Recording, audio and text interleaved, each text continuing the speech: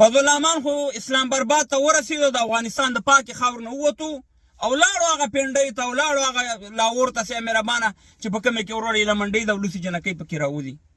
خو د ده ملاتړي یا فالوورې لیکي چې د فضل الرحمن دوره چې افغانستان ته ډېره کامیابه دوره وه. د څه شي کامیابه دوره؟ چېرته هم ډیلیا فتح کو، فضل الرحمن ډیلیا فتح کو، افغانستان هم فتح کو، چې ته سي مهربانه کوم کافر مسلمان کو. زه وایم په تاریخ کې به دومره بې غیرته دوره نه وي شوې لکه څومره چې فضل الرحمن بې عزته شو او توهین ورته وشو.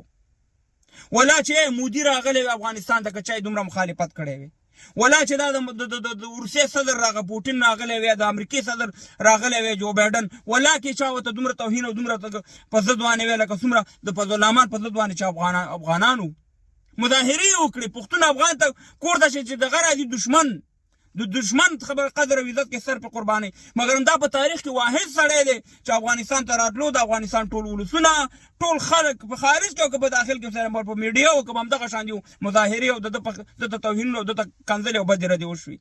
نو د مرګ دې شي داسې سفر چې د افغانستان ته وکړو او د په خړو سترګو باندې سره مهربانه چلته نه ولس نه غوښتو دا تللی و. خو خبره دا ده چې افغانان ورونو د چیش دپاره تللی و، د دې دپاره تللی و چې په افغانستان باندې خو اوس د کوپر ټاپه نه وال کېږي که نه، د جهاد فتوا پې نه ورکول کېږي که نه. ځکه فضل الرحمن خو په شهید داود خان هم د کوپر ټاپه والې وه، په هغې هم د جهاد فتوا ورکړې وه، په نور محمد ترکي، په حافظ الامین، په ببر کارمل او همداسې په ډاکټر سیم نجیب او همداسې مهربانه په کرزي او همداسې په اشرف غني وانې. نو دا شیونه خو اوس چلیږي نه، ځکه اوس خو موږ ملا ده د په هر کې کېنولی دی او کومه ټاپه چې تاسو سره وه د جهاد او د کفر هغه موږ راوړې په کابل پارک کې میخې ده. نو اوس فضل الرحمن ډېر تاو راتاو شو چې کومه لاره وباسي سي مهربانه او سي مهربانه بیا د افغانستان حکومت څه سردردي جوړه کړي. خو خبره دا زه راتګ چې و په باجوړ کې به تاسې کتلي چې په پولیسو باندې حمله وشوه، بمي چاودنه پرې وشوه، په لسهاوو پولیس والا پکې مړه شو او زخمیان شو. پرون په میرانشاه کې د پاکستان په پوځ باندې حمله شوې ده، 20 پوځیان یې مړه شوي دي. نو د فضل الرحمن دا راتګ چې و دومره دغه یې وکړه، دغه پیاده یې وکړه، هېڅ پیاده افغانانو ورونو ونه کړه. ځکه چې د دې په منافقت باندې موږ پوهېږو چې موږ ولس د دې په خلاف وو. خو د افغانستان اوسنۍ چارواکي چې دي هغه د دې پاکستان په منافقانو ملیانو باندې پوه دي. ځکه په 2001 کې او 2002 کې همدغه مولیان چې د پاکستان ټول د امریکایانو د څلوېښتو هېوادونو سره ولاړو چې په افغانستان باندې حمله کوله، چې په افغانستان باندې ډرون حملې کولې په قبایلو، ټول د دې امضاګانې موجود دي هلته، دا ټول د اوسني نظام ته معلومات دی.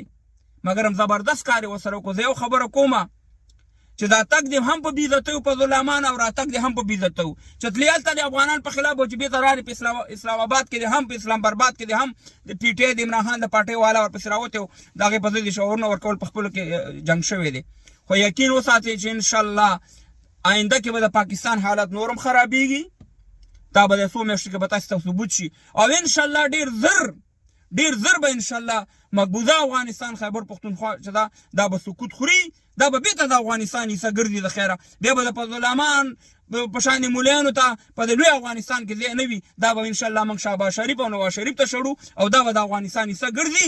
دا به تاسې وګورئ، که د چا زړه ښه او که بد وي، انشاءالله ټول مقررات شوي دي، ولسوالان ټاکل شوي دي، ټوله کابینه جوړه شوې ده لکه څنګه چې افغانستان ته جوړه شوې وه، جمهوریت ختم شو او هلته راله ملیان کېناست. همدغه شانې به انشاءالله تاسو ته موږ اسلام هم دروړو، شریعت به هم دروړو او انشاءالله تاسې به د سودي سیستم نه، د دې کفري قانون نه ختمو فضل الرحمن او د هغې ملګرو. نو خفه نه شئ، هېڅ کومه پیاده یې ونه لرو ده، بلکې موږ ته انشاءالله نور هم انرژي راکړه چې موږ